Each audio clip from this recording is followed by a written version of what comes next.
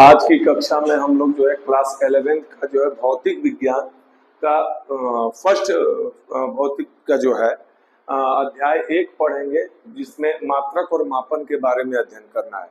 मात्रक, तो मात्रक से पहले हम लोग ये जानना चाहते हैं कि मात्रक किसका होता है मापन के रूप में।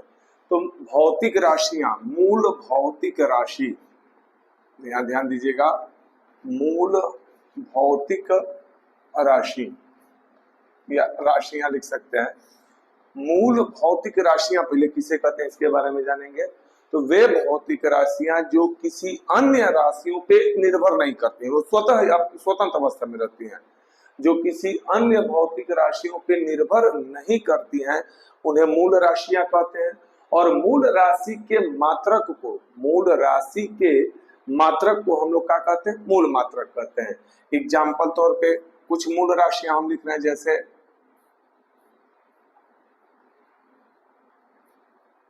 लंबाई। लंबाई हमारा जो है मूल राशि है, और इसका मात्रक जो मूल मात्रक होता है वो क्या होता है? मीटर।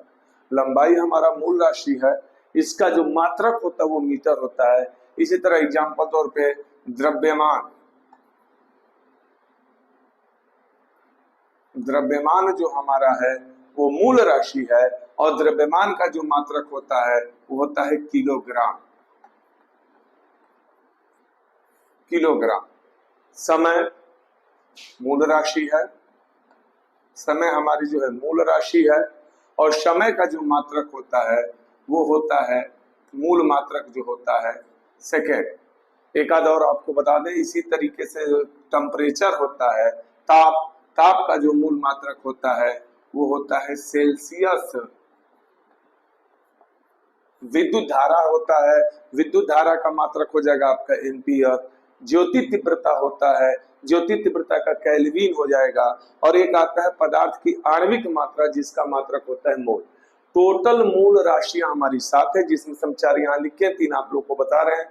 वैद्युत धारा, ज्योति तीव्रता और पदार्थ की आणविक मात्रा।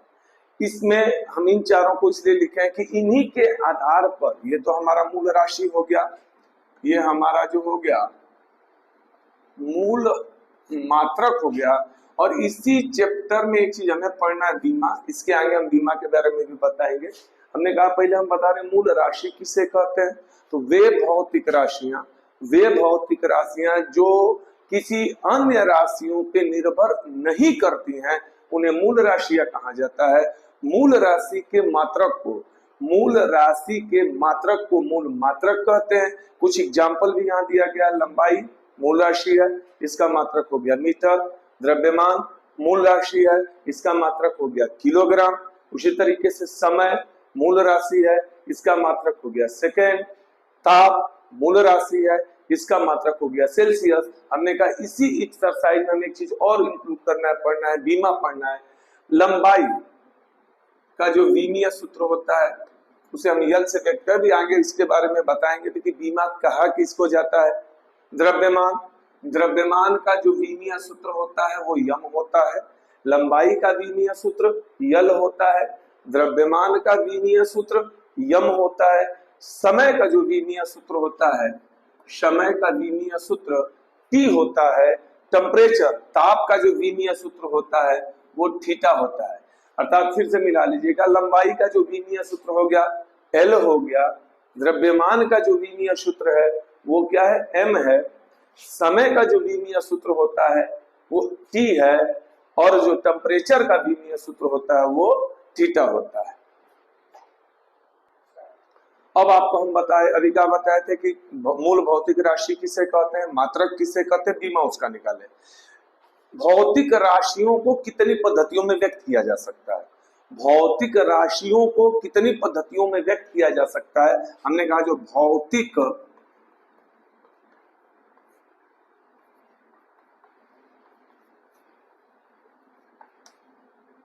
भौतिक राशि की जो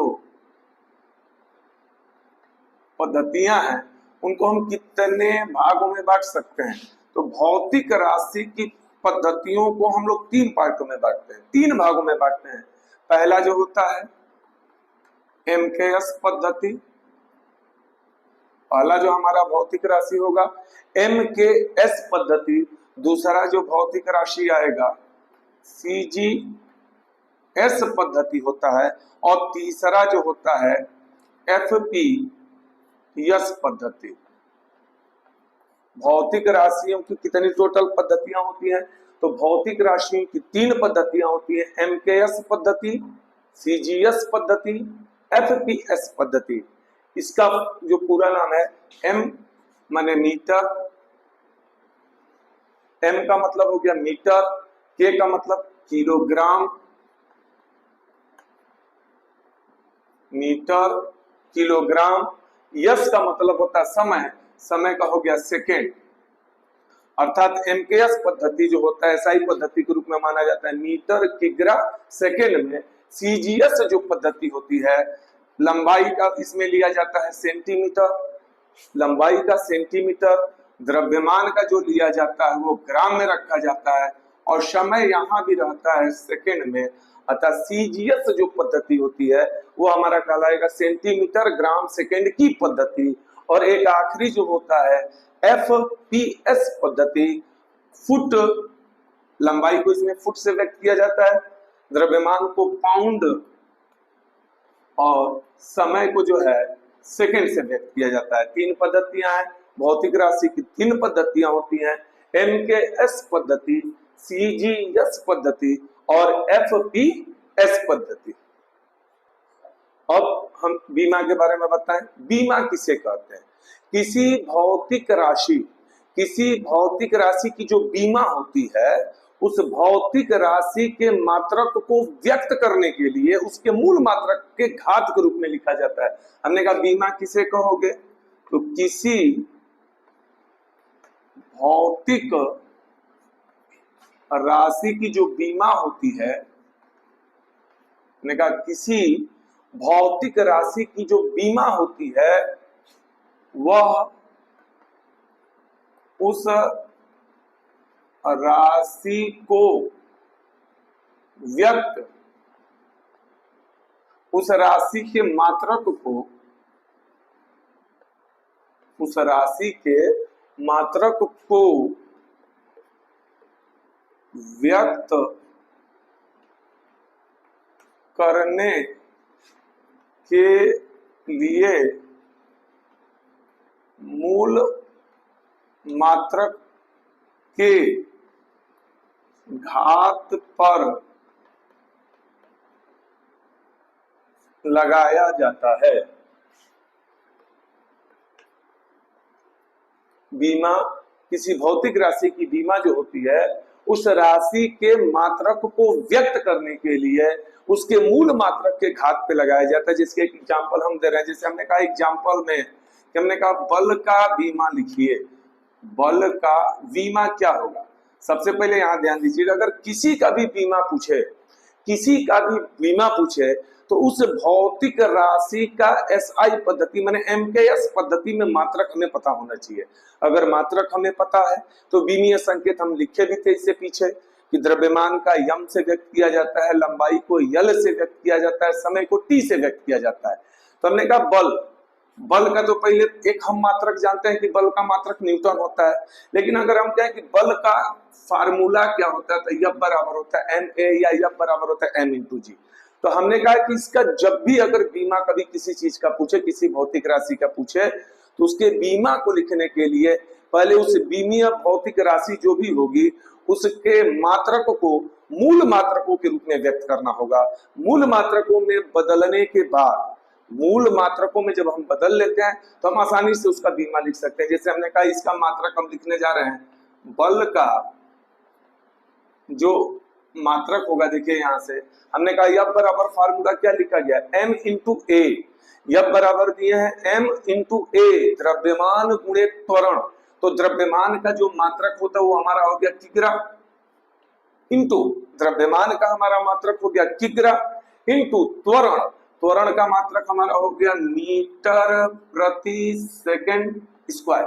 अब इससे हम बीमा आसानी से बना सकते हैं। तो इसका बीमा जो होगा बल का किग्रा, द्रव्यमान किग्रा को विमीय सूत्र से किससे व्यक्त किया जाता है, m से, मीटर यल प्रति का मतलब बटे, समय को व्यक्त किए थे टी से, स्क्वायर है तो स्क्वायर कर देंगे। जब टी को ले जाएंगे ऊपर अंश में तो बनेगा इसका बीमीय सूत्र mL×2 अर्थात बल का जो बीमा होगा mL×2 होगा। एक और आप लोगों को एग्जांपल हम दे रहे हैं, जिससे हमने कहा कि घनत्व का बीमा लिखिए। तो हम जानते हैं कि घनत्व बराबर क्या होता है, तो घनत्व बराबर हम जानते हैं कि द्रव्यमान और बटे आयतन। घनत्व बराबर होता है द्रव्यमान बटे आयतन। संकेतांक इसका अगर लिखना तो लिख सकते हैं रो का मतलब घनत्व का जो भौतिक संकेतांक होता है रो होता है। द्रव्यमान को यम से व्यक्त करते हैं और आयतन को भी से। तो हमने कहा घनत्व का बीमा हम दिखा रहे करके, घनत्व बराबर होता है द्रव्यमान बटे आयतन। हमने कहा इसको किस पद्धति में ले जाएंगे, मूल मात्रक में। तो मूल मात्रक की स्थिति में पहले तो इसका मात्रक निकालेंगे। किसका मात्रक हम निकाल रहे हैं, घनत्व का मात्रक। जब हम घनत्व का निकालेंगे तो हम पहले यहां मिला लेंगे द्रव्यमान का मात्रक क्या होता है, किलोग्राम, किग्रा। आयतन का जो मात्रक होता है मीटर क्यूब। आयतन का जो मात्रक होता है मीटर क्यूब अथवा घन मीटर। हमने लिख दिया आयतन का मात्रक हो गया मीटर पे पावर 3।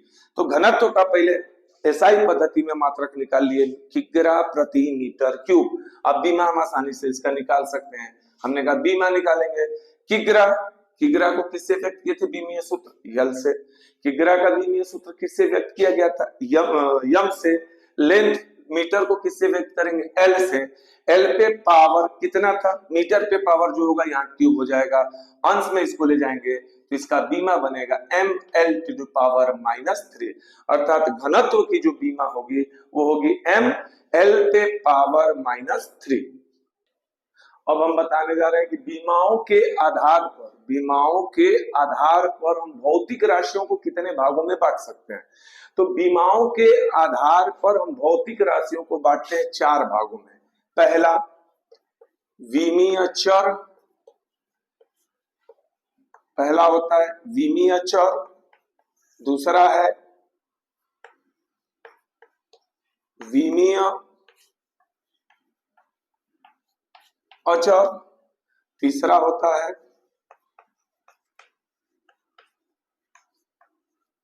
विमाहीन चर। चौथा होता है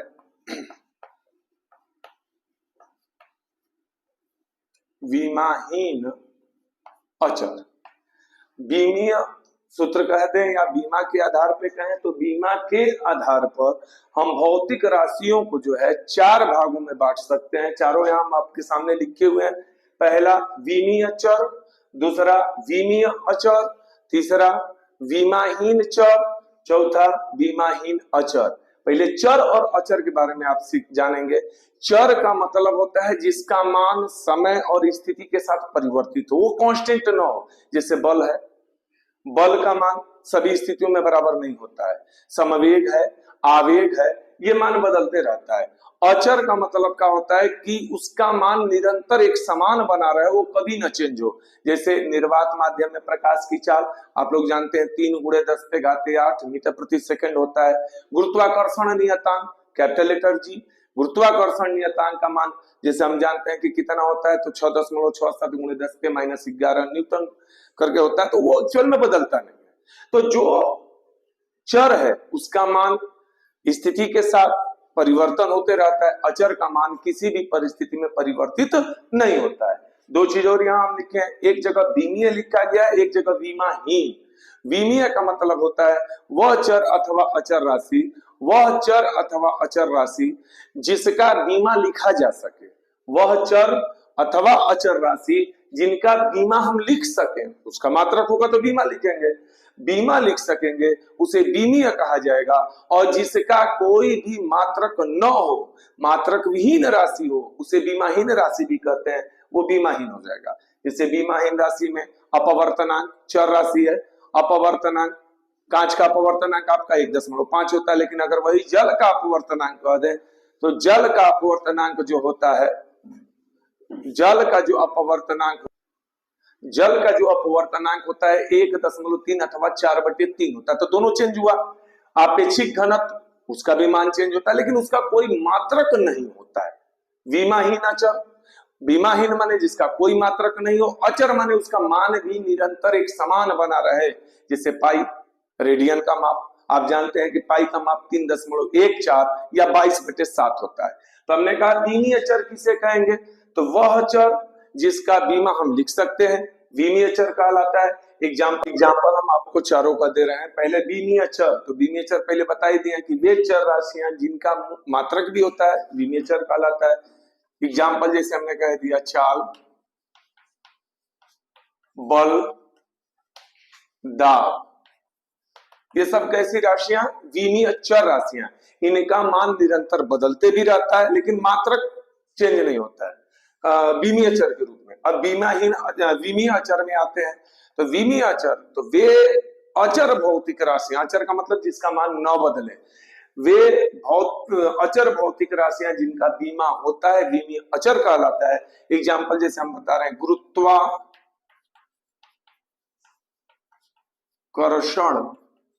नियतांक, ये एक विमीय अचर है। इसको हम लोग किससे व्यक्त करते हैं, कैपिटल लेटर जी से। निर्वात माध्यम में प्रकाश की चाल, निर्वात माध्यम में प्रकाश की चाल, ये भी कैसी राशि है, विमीय अचर राशि, जिसको किससे व्यक्त किया जाता है, सी से। तीसरा का है, तीसरे नंबर पे विमाहीन चर, तो विमाहीन चर में किसी पदार्थ का अपवर्तनांक हो जाएगा। एग्जाम्पल पदार्थ का अपवर्तनांक, अभी जैसे हम बता भी रहे थे कि अपवर्तनांक अगर कांच का है तो 1.5 होगा, अगर वही जल का हो गया 4/3 हो जाएगा, लेकिन उसका कोई भी बीमा नहीं है, केवल अंक आता है। पदार्थ का जैसे अपवर्तनांक हो गया, किसी पदार्थ का आपेक्षिक घनत्व हो गया, ये कैसी राशियां हैं, विमाहीन चर राशियां हैं। अब बताने जा रहे हैं विमाहीन अचर, तो वे भौतिक राशियां जिनका मान भी नहीं निरंतर बदलता है और नहीं उसका कोई मात्रक होता है, विमाहीन अचर, जैसे पाई या कोई प्राकृतिक संख्या। पाई का वैल्यू कितना होता है, 22/7। अगर प्राकृतिक संख्या की बात करें तो कोई एक अंक जैसे हम कहते हैं, तो अंक अगर 3 कहा जाएगा तो 3 लिखेंगे, 5 कहा जाएगा तो 5 लिखेंगे, उसके ऊपर कोई प्रभाव पड़ता नहीं है। अब हम आप लोग को अभी तो बताया कि बीमा के आधार पर भौतिक राशियों को कितने भागों में बांट सकते हैं, तो हमने बांटा 4। अब आप लोग को इसमें बताया जाएगा कि बीमाओं का उपयोग कहाँ कहाँ होता है। तो मुख्यतः बीमाओं का 2 प्रकार से उपयोग होता है। एक जो होता है किसी भौतिक राशि के मात्रक को, एक जो हमारा उपयोग होता है किसी भौतिक राशि के मात्रक को एक पद्धति से, जैसे मान लीजिए एमकेएस पद्धति में दिया हो तो सीजीएस पद्धति में भी बदल सकते हैं, सीजीएस पद्धति से एमकेएस पद्धति में भी बदल सकते हैं। तो किसी एक पद्धति से दूसरे पद्धति में बदला जा सकता है, किससे, तो बीमा के आधार पर। हम जैसे हम करके भी दिखा रहे हैं आप लोग को। हमने कहा बीमा का उपयोग, तो बीमा का उपयोग में हमने लिखा कि किसी भौतिक राशि को, बीमा का उपयोग में हमने बताया कि किसी भौतिक राशि के मात्रक को एक पद्धति से दूसरे पद्धति में परिवर्तित कर सकते हैं। हमने कहा बीमा का उपयोग, तो एक हमने दिखाया लिखा है, यहां ध्यान दीजिएगा कि किसी भी भौतिक राशि के मात्रक को, किसी भी भौतिक राशि के मात्रक को हम एक पद्धति से दूसरे पद्धति में परिवर्तित कर सकते हैं। किस तरीके से परिवर्तित किया जाता है उसको एग्जाम्पल के आधार पर आप लोग को बताने जा रहे हैं। एग्जाम्पल जैसे हम दे रहे हैं, जी का मान हम जानते हैं, गुरुत्वीय त्वरण स्मॉल लेटर जी, जी का जो मान होता है हम लोग जानते हैं कि जी का मान कितना होता है, 9.8 मीटर प्रति सेकेंड स्क्वायर है। जी का मान हम जानते हैं कितना होता है 9.8 मीटर प्रति सेकंड स्क्वायर है। हमने कहा कि बीमा के आधार पर हम इसको बदलने जा रहे हैं। लंबाई के माप को अगर हमने कहा लंबाई के माप को किलोमीटर में और समय के माप को घंटा में परिवर्तित कीजिए।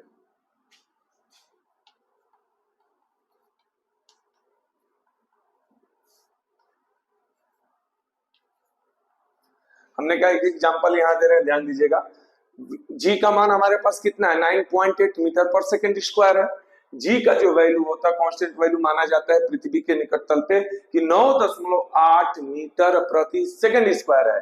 इसके में जो मात्रक दे रखा है, लंबाई का मात्रक मीटर दिया है और यहाँ कह रहा है कि लंबाई के माप को आप किलोमीटर में परिवर्तित कीजिए और जो समय का मात्रक सेकंड दिया है, जो समय का मात्रक सेकंड दिया है उस समय के मात्रक को घंटा में परिवर्तित कीजिए। तो इसको किस तरीके से परिवर्तित किया जाएगा, तो विमीय सूत्र से जब अगर किसी भौतिक राशि को एक पद्धति से अगर दूसरे पद्धति में परिवर्तित किया जाता है तो इसका एक छोटा सा फार्मूला होता है N1U1 बराबर N2U2।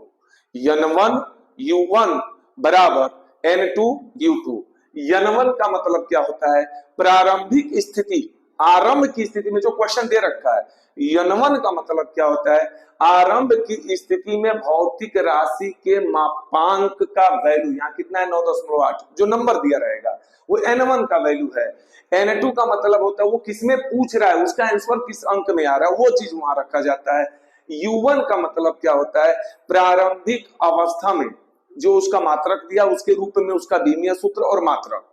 U1 का मतलब होता है आरंभ की अवस्था में उसका मात्रक स्थिति और U2 का मतलब क्या होता है, किस स्थिति में वो हमसे पूछ रहा है। जैसे U1 की स्थिति में अगर लंबाई की बात करें, U1 की स्थिति में इसके मात्रक में लंबाई की बात करें तो लंबाई का मात्रक हमारा मीटर में दे रखा है, समय का मात्रक हमारा सेकंड में दे रखा है। U2 की स्थिति में अगर पूछा जाए तो लंबाई का माप किलोमीटर से व्यक्त करना है और समय को किस में ले जाके दिखाना है, समय को हमें दिखाना है घंटा में। हमने कहा क्वेश्चन मार्क हमसे क्या किया गया N2, तो N2 बराबर हम इस तरीके से लिखेंगे N1 ब्रैकेट में U1 अपान U2। पहले इस तरह से लिखा जाएगा N2 बराबर N1 ब्रैकेट में N2 बराबर N1 ब्रैकेट में U1 अपान U2। अब यहाँ U की जगह पे डायरेक्टली हम मात्रक नहीं लिखते हैं, पहले U की जगह पे क्या किया जाता है, उस भौतिक राशि की बीमा को लिखा जाता है जिस भौतिक राशि के मान को बदलना है। यहाँ कौन सी भौतिक राशि दिया, गुरुत्वीय त्वरण। यहाँ जो भौतिक राशि दिया, कौन सा भौतिक राशि दिया है, गुरुत्वीय त्वरण। तो हम पहले क्या कहेंगे कि गुरुत्वीय त्वरण का बीमा बताइए। तो पहले हम लोग लिखेंगे N2 इक्वल N1 का वैल्यू कितना 9.8, N1 का वैल्यू 9.8। अब U1 अपान U2 की जगह क्या होगा, तो U1 और U2 दोनों तो बीमा लिखेंगे लेकिन उसमें क्या करेंगे, 1 की स्थिति में विमीय संकेतांक में हर जगह 1 लगा देंगे और 2 की स्थिति में 2 लगाएंगे। देखिएगा कैसे, इसका मीटर पर सेकंड स्क्वायर का अगर बीमा निकालेंगे तो त्वरण का बीमा होता है LT पे पावर -2। त्वरण का जो बीमा होता है LT पे पावर -2। U1 की स्थिति में रहेगा तो L1 बीमा क्या हो जाएगा, L1 T1 पे पावर -2 और U2 का जो बीमा हो जाएगा L2 T2 पे पावर -2। पहले हम लोग इस तरीके से लिख लेंगे, इसको फिर से मिला लीजिएगा। पहले अगर जब भी किसी चीज को बदलना हो तो पहले विमीय सूत्र में हम लोग फार्मूला लिखेंगे। विमीय सूत्र में जो फार्मूला लिखेंगे N1U1 बराबर N2U2। वैल्यू किसका पुट अप करना है, ज्ञात करना है N2 का। N2 बराबर हो जाएगा N1 ब्रैकेट में U1 upon U2। N2 equal to N1 का मान, आंकिक मान किसका, भौतिक राशि का जिसका दिया है कितना 9.8। U का मतलब विमीय सूत्र किसका लिखेंगे, जो भौतिक राशि हमें दे रखा है।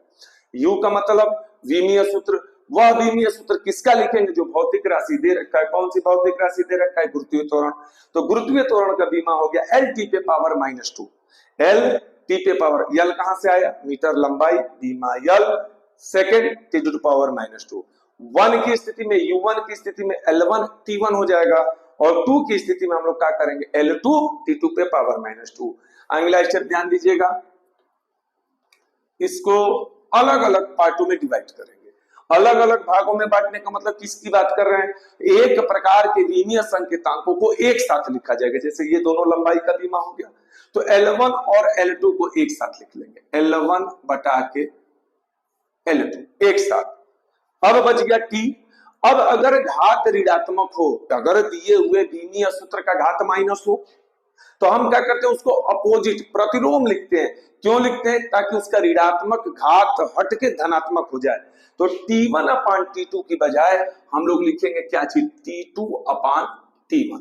फिर से मिला लीजिएगा, ये तभी व्युत्क्रम किया जाता है, प्रतिलोम में तभी लिखा जाता है जब उसका घात माइनस में रहे तब। तो T1 अपान T2 की बजाय हम लोग लिखेंगे T2 अपान T1।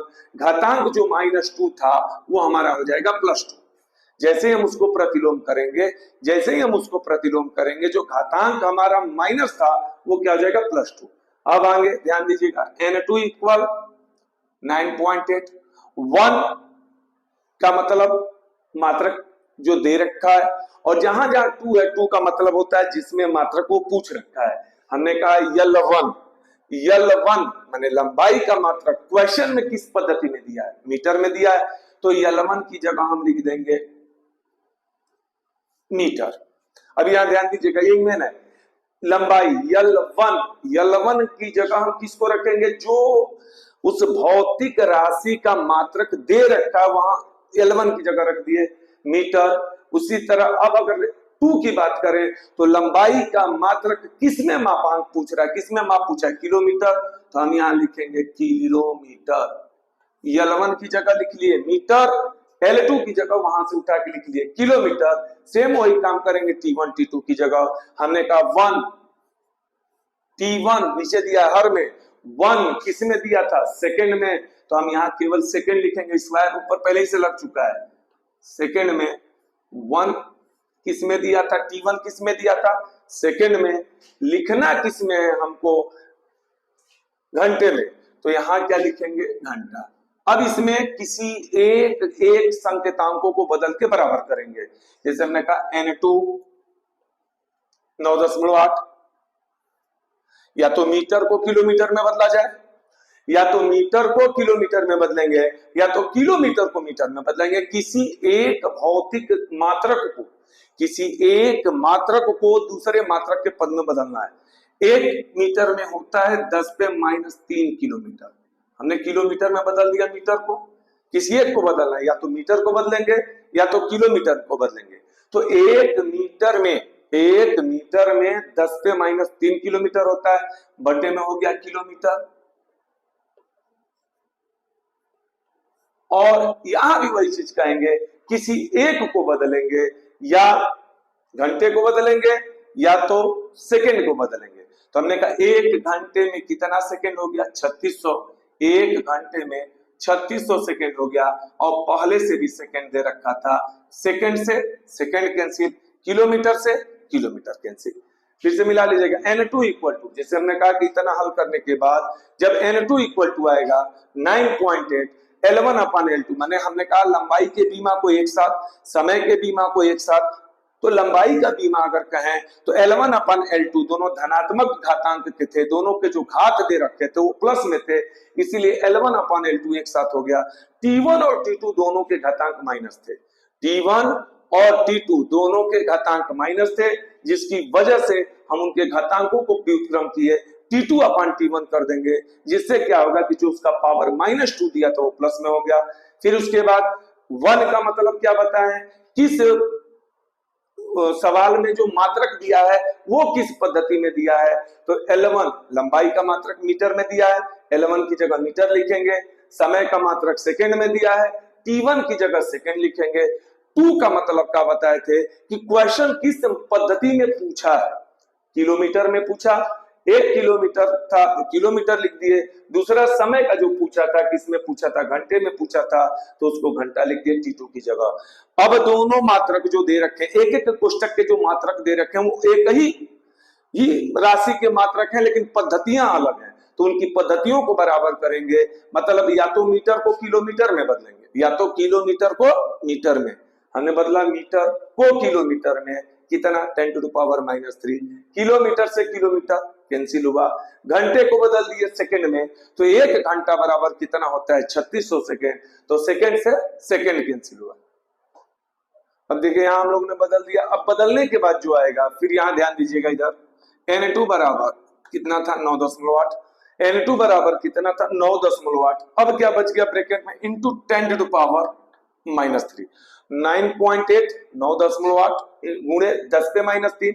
यहाँ जो हमारा है 3600 बचा है, 3600 स्क्वायर है, तो हम इसको 2 दफे लिखेंगे, 3600 गुणे 3600। हम उसको भी कोटिमान में कर दे रहे हैं, तो यहाँ हो जाएगा N2 बराबर 9.8, N2 बराबर 9.8 गुणे 10 पे 3 तो हमारा पहले ही से था 3.6, दशमलव हम ला रहे 1 2 3, 3.6 गुणे 10 पे घाते 3। हम अगर दशमलव को नंबर के नियर अबाउट आगे की ओर लाते हैं तो घातांक हमारा प्लस होता है, और दशमलव को जब नंबर से पीछे की ओर ले जाते हैं तो घातांक हमारा माइनस होता है। तो हम आगे की ओर लाए, यहाँ भी 3.6 गुणे 10 पे घाते 1 2 3 हो गया। ये 3 से 3 हमारा जो है -3 था, वो कैंसिल हो जाएगा, अर्थात N2 बराबर 9.8। अंक को एक साथ कर लीजिएगा, 3.6 9.8 3.6 गुणे 3.6। अब क्या बच गया 10 पे घाते 3। इन तीनों का आप लोग गुणा कर लीजिएगा, जितना आएगा वो आपका किलोमीटर प्रति घंटा स्क्वायर होगा। अब विमा का उपयोग दूसरा हम बता रहे हैं, पहला आपका हो गया। दूसरा क्या है कि किसी भौतिक समीकरण से, जो भौतिक समीकरण हमें दिया रहेगा उसको विमीय विधि से संतुलित करके परीक्षण कर सकते हैं कि दिया हुआ भौतिक समीकरण संतुलन की अवस्था में है अथवा नहीं है। जैसे एग्जांपल इसका हम आपको दे रहे हैं, जैसे हमने लिख दिया v बराबर √2gh, v बराबर √2gh एक वेग का समीकरण है। एक वेग का हम समीकरण दे रखे हैं कि v बराबर √2gh हो, तो इसको भौतिक जो समीकरण हम दिए हैं इससे विमीय संतुलन से आप लोग दिखाइए कि यह संतुलन की अवस्था में है अथवा नहीं है। तो हम क्या करेंगे, पहले हम दोनों तरफ का, जो दोनों साइड का है, हम उनका बीमा लिखेंगे। बीमा लिखने के बाद अगर दोनों साइड का माने LHS साइड और RHS साइड के विमीय समीकरण आपस में संतुलन पाए गए, बराबर पाए गए, तो कहेंगे यह संतुलन की अवस्था में है। एग्जाम्पल यहां ध्यान दीजिएगा, वेग का बीमा क्या हो गया LT⁻⁻1। वेग का बीमा क्या होता है LT⁻⁻1 बराबर रूट अंक। ये जो है हमने 4 कंडीशन दिखाया था बीमा का, 4 में एक ये आपका था बीमाहीन अचर। बीमाहीन अचर में क्या कहते हैं कि कोई भी नेचुरल नंबर वो बीमाहीन होता है, उसका कोई मात्रक नहीं होता। तो जब मात्रक नहीं होगा तो हम भले रूट के अंदर वो कांस्टेंट माना जाएगा, छोड़ देंगे, तो केवल बीमा किसका लिखेंगे, जी का मतलब गुरुत्वीय त्वरण, और यच का मतलब ऊंचाई। तो त्वरण का जो बीमा होता है LT⁻⁻2, त्वरण का जो बीमा होता है LT⁻⁻2 होता है। ऊंचाई का जो बीमा होगा यल हो जाएगा। तो यहां आप देख लीजिएगा LT⁻⁻1 इक्वल टू यल में यल का जब गुणा होगा L इंटू यल स्क्वायर, उसका वर्गमूल ले लेंगे तो यल हो जाएगा T⁻⁻2। वर्गमूल का मतलब क्या होता है, घातांक आधा हो जाता है। तो T⁻⁻2 का जो स्क्वायर रूट होगा, वर्गमूल होगा T⁻⁻1 होगा। अर्थात यहाँ आप लोग मिला लीजिएगा, दोनों तरफ के बीमीय सूत्र आपस में बराबर है। बीमा का उपयोग में तीसरा हम आप लोग को दिखा रहे हैं, ध्यान दीजिएगा। तीसरा जो है बीमीय भौतिक राशियों में बीमा सूत्र के आधार पर हम बीमीय भौतिक राशियों में संबंध भी स्थापित कर सकते हैं। माने किसी भी भौतिक राशि के सूत्र का भी निगमन कर सकते हैं, किससे, बीमाओं का उपयोग करके। बीमाओं का उपयोग करके हम किसी भी भौतिक राशियों का, जैसे बल बराबर द्रव्यमान गुणे त्वरण हुआ, चाहे कार्य का हुआ, चाहे प्रत्यास्थ स्थितिज ऊर्जा का हुआ, तो हम किसी भी भौतिक राशि का जो बीमीय सूत्र का भी बीमीय सूत्र से उसका आकलन कर सकते हैं। एक एग्जांपल आप लोग को दे रहे हैं, सरल लोलक के दोलन का उदाहरण। सरल लोलक, जैसे मान के लीजिए कि एक किसी रस्सी में अगर हम कोई छोटा सा द्रव्यमान बांधकर उसको एक स्थिति में अगर जो है गति अवस्था में रखें तो उसका जो समय अंतराल माने पूर्ण चक्कर में लिया गया समय अंतराल को आवर्त काल कहते हैं। जो उसका आवर्त काल होता है उस पदार्थ के द्रव्यमान पर, उसकी लंबाई पर और गुरुत्वीय त्वरण पर निर्भर करता है। तो हम उसी के आधार पर उसका एक छोटा सा सूत्र का निगमन करेंगे। हमने कहा सरल लोलक में जो समय अंतराल का मतलब कह रहे हैं कि एक पूर्ण चक्कर में चला गया समय, जो सरल लोलक का एक पूर्ण चक्कर है उसमें लिए गए समय अंतराल को आवर्त काल कहते हैं। आवर्त काल को हम लोग किससे व्यक्त करते हैं? टी से। आवर्त काल को करते हैं टी से व्यक्त। टी जो है डिपेंड करेगा, आवर्त काल जो सरल लोलक की स्थिति में डिपेंड करेगा वो तीन चीजों पे डिपेंड करेगा, तीन स्थितियों पे निर्भर करेगा।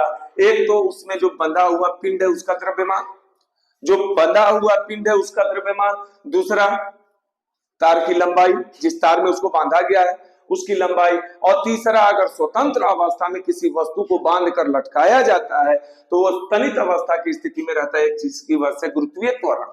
तो सरल लोलक का जो दोलन की स्थिति में आवर्त काल होगा, सरल लोलक के दोलन काल की स्थिति में जो आवर्त काल हमारा होगा वो तीन स्थितियों पे निर्भर करेगा, पिंड के द्रव्यमान पर, तार की लंबाई पर और गुरुत्वीय त्वरण पर। अब इस चीज को हम बीमा के आधार पर हम इसके सूत्र का निगमन करेंगे। किसके सूत्र का निगमन करेंगे? आवर्त काल का।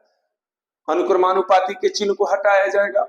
अनुक्रमानुपाती के चिन्ह को हटाने के बाद यहाँ एक कांस्टेंट वैल्यू नियतांक लगाया जाता है, के लगा दिए, उसके बाद इन सबको रख दोगे द्रव्यमान यम एल जी। हमने कहा बीमा किसे कहते हैं, शुरुआत में कहा पढ़ा है कि बीमा किसे कहते हैं। तो किसी भौतिक राशि का जब बीमा ज्ञात करना होता है तो भौतिक राशि के मूल मात्रक के ऊपर घात द्वारा व्यक्त करते हैं। या हम घात लगा के दिखा रहे हैं ए बी सी, जो हमें घात नहीं पता है उन्हीं घातों का वैल्यू निकाल के हम सूत्र का निगमन करेंगे। तो ये बीमीय घातांक हो गया।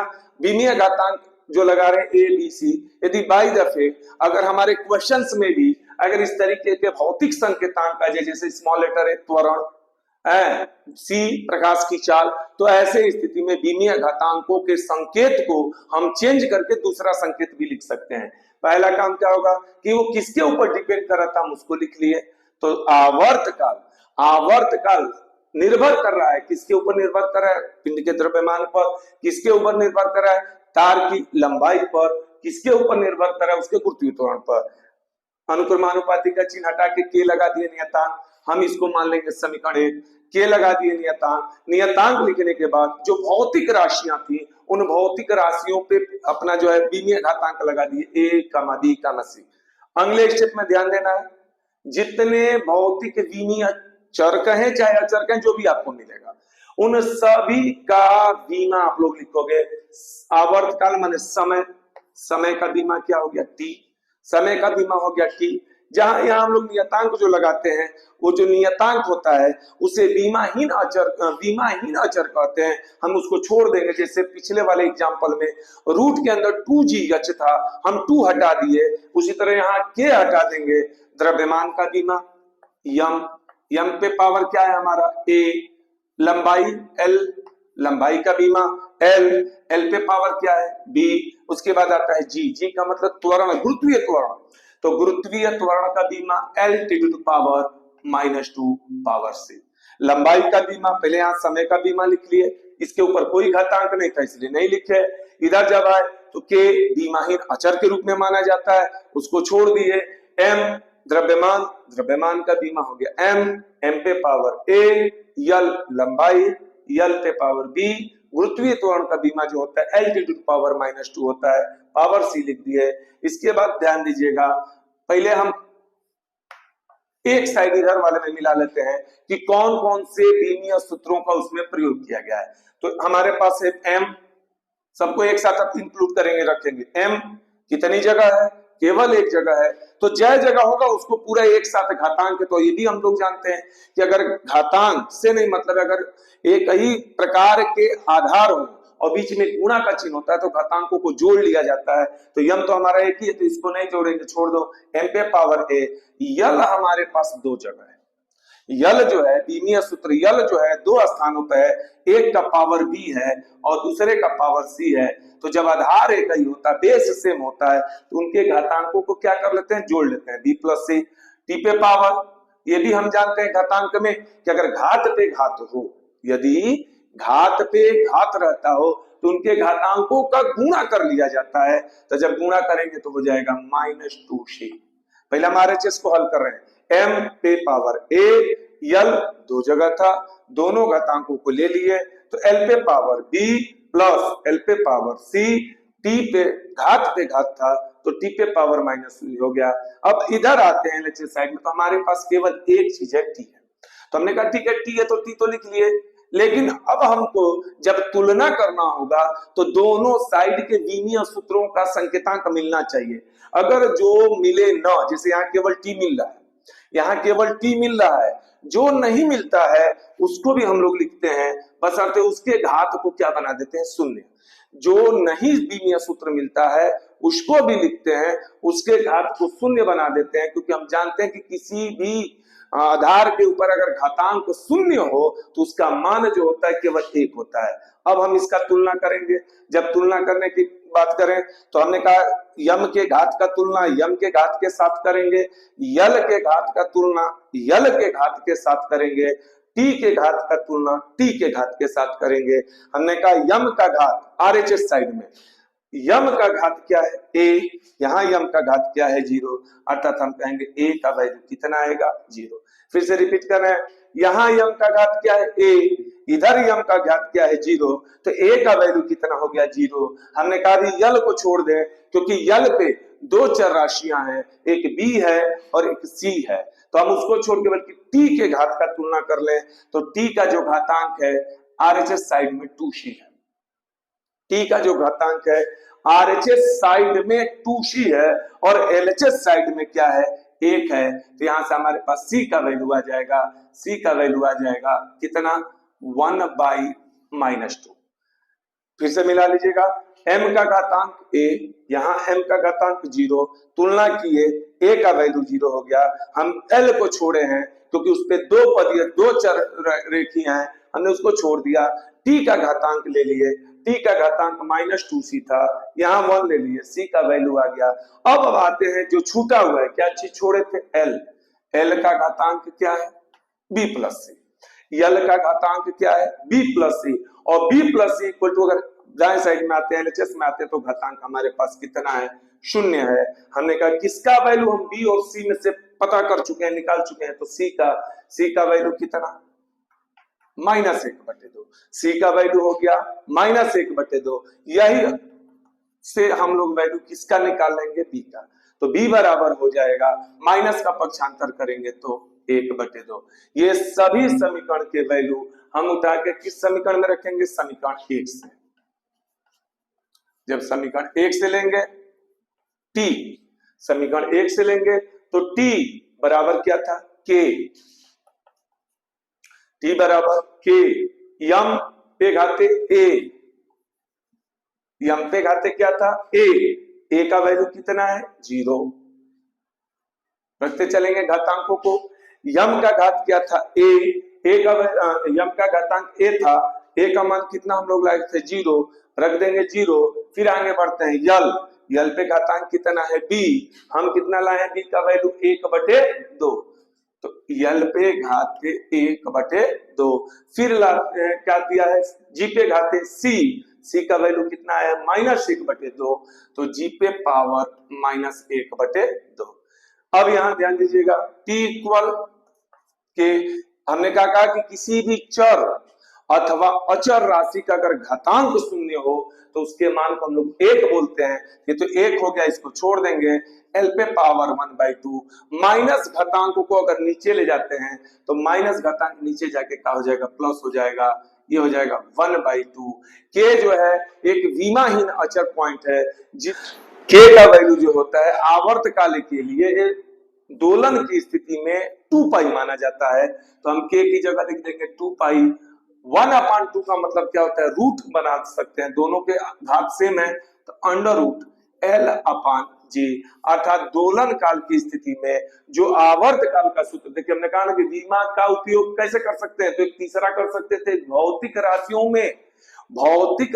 में क्या करना, संबंध स्थापित कर सकते हैं हम। यहाँ तीन भौतिक राशियों में संबंध स्थापित कराए, आवर्त काल में, लंबाई में और गुरुत्वीय त्वरण में। अर्थात हमें क्या पता चला कि लोलक के दोलन की स्थिति में जो आवर्त काल होता है वह T बराबर कितना होता है, 2 pi under root L upon G।